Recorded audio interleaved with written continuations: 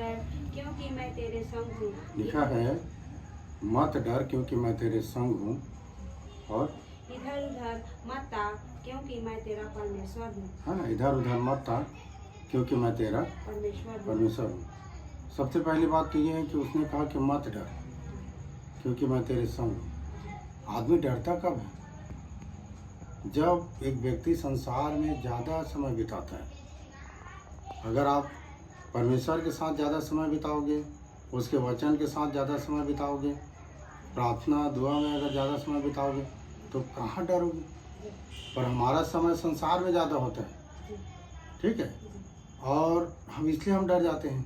लिखा है कि मत डर क्योंकि मैं तेरे संग हूँ, और इधर उधर मत ताक क्योंकि मैं तेरा परमेश्वर यहोवा हूँ। इधर उधर ताकने का मतलब ये होता है कि आदमी विश्वास में जब कमज़ोर होता है ना, तो वो मतलब मन भटक जाता है। इससे प्रार्थना करवाए, वचन पढ़े, इतने दिन तक बने रहे, क्यों ठीक नहीं हो रहा है, तो फिर आदमी इधर उधर भटकने लगता है। इसीलिए परमेश्वर बोलता है कि इधर उधर मत ताक क्योंकि मैं तेरा परमेश्वर हूँ, और मैं तुझे दृढ़ करूँगा और तेरी सहायता करूँगा। मैं तुझे दृढ़ करूँगा और मैं तेरी सहायता करूँगा। मतलब आपके विश्वास की मजबूती लाएगा, और उसके विश्वास के मजबूती के लिए वो सहायता करेगा।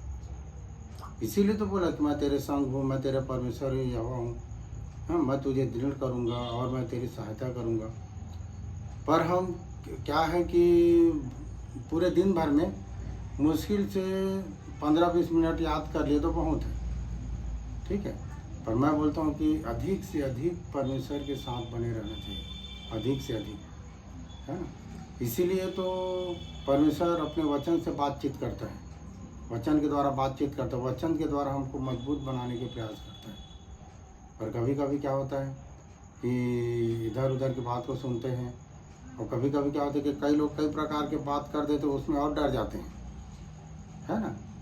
डरने नहीं है, क्योंकि अगर आप ध्यान करो कि परमेश्वर जो है सबको बनाया है ना। जो हमें डराता है उसको भी बनाया है, परमेश्वर को कोई नहीं बनाया है ना, परमेश्वर सबको बनाया।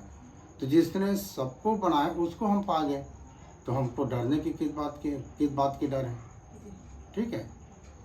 मैं है ना दृढ़ करूँगा और मैं तेरी सहायता करूँगा, और क्योंकि मैं तेरा परमेश्वर हूँ, मैं तुझे दृढ़ करूँगा और तेरी सहायता करूँगा।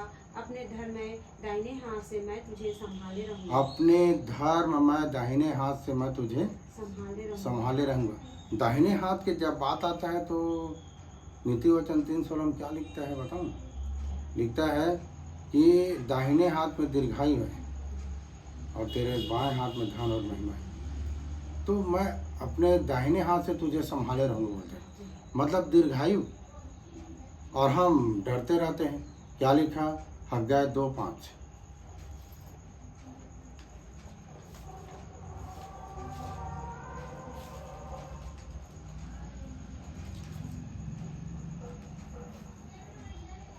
तुम्हारे मिस्र से निकलने के समय जो वाचा मैंने तुमसे बांधी थी। हाँ, तुम्हारे मिस्र के निकलने के समय जो वाचा मैंने तुमसे बांधी थी। वाचा का मतलब होता है, वाचा बांधता है जब वो निकालता है तो। और कैसा रहता है मालूम है कि तुम मुझे, मतलब वो बोलता है ना तुझे छोड़ूंगा, ना धोखा दूंगा, ना त्यागूंगा बोलता है, ठीक है। पर वाचा कैसा है कि अगर तुम मुझे छोड़ोगे तो मैं भी तुमको छोड़ दूंगा, अगर तुम मुझे त्यागोगे तो मैं भी तुम्हें त्याग दूंगा, है ना। ना तो परमेश्वर हमको धोखा देता है, ना छोड़ता है, ना तो त्यागता है। पर हम डर के कारण छोड़ भी देते हैं, त्याग भी देते हैं और धोखा दे देते हैं। जबकि वो मिस्र से निकाला तो हमारे साथ ये वाचा बांध दिया, और वाचा बांधा तो क्या कहा? उसी वाचा के अनुसार मेरा आत्मा तुम्हारे बीच में बना रहे। हाँ, वो ऐसा वाचा बांध दिया कि उसकी आत्मा हमारे बीच में बना रहता है अनिल भाई, ठीक है। उसी आत्मा, उसी वाचा के द्वारा उसकी आत्मा, जब उसकी आत्मा हमारे बीच में बना रहता है तो न तो दिन में डर लगता है, रात दिन के धूप से, न रात के चांदनी से, है ना। वो तो उसकी आत्मा हमारे बीच में है, तो डर किस बात की है? तो मिस्र से जब वो निकाला, मतलब संसार से जब वो निकाला, जो बंधुआई में थे, जो बंधन में थे, उसी समय वाचा बांध दिया। हाँ, यशायाह में बोलता है मत डर, और यहाँ बोलता है कि जब मैं तुमको निकाल के लाया, मैं तुम्हारे साथ वाचा बांध दिया। तो वाचा बांध दिया तो कहने मतलब है कि जब तुम त्यागोगे तो मैं भी तुमको त्याग दूंगा, तुम छोड़ोगे तो मैं भी छोड़ दूंगा, तुम धोखा दोगे तो मैं भी धोखा दूंगा, ऐसा बोलते हैं, है ना। पर ऐसा वाचा है कि न तो वो तो बोल दिया, न तो त्यागूंगा, न छोड़ूंगा, न धोखा दूंगा। तो वाचा ऐसा है कि अगर हम छोड़ दें तो छोड़ देता है, और जब हम बने रहते हैं, जब वो निकाला है तो ऐसा वाचा बांध दिया है कि उसकी आत्मा हमारे बीच में रहता है। सपन्या 3 और उसके 16 पद।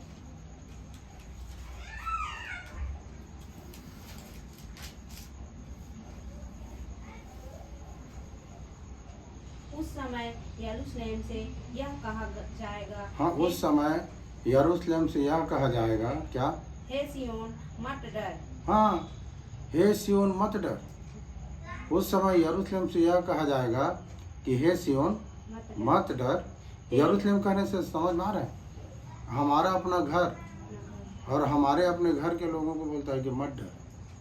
हाँ, और सिय्योन से कहता है ना आगे, तेरे हाथ ढीले ना पड़ने पाए। तेरे हाथ ढीले ना पड़ने पाए। ढीला मतलब हमारा पकड़ सही होना चाहिए। हाँ, विश्वास में, वचन में, परमेश्वर के संगति में, हाँ, उनके पवित्र लोगों के बीच में पकड़ अच्छा होना चाहिए।